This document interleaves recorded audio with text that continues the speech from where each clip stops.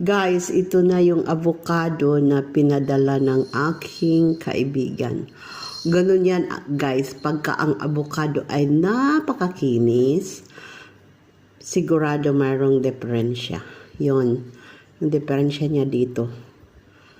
Hindi kagaya ng dati kong avocado na ipinapakita na kahit madumi or pangit ang skin niya, pero ang loob talaga ay very, very clean. Pero ito, in fairness, titikman ko din. In fairness, okay din siya.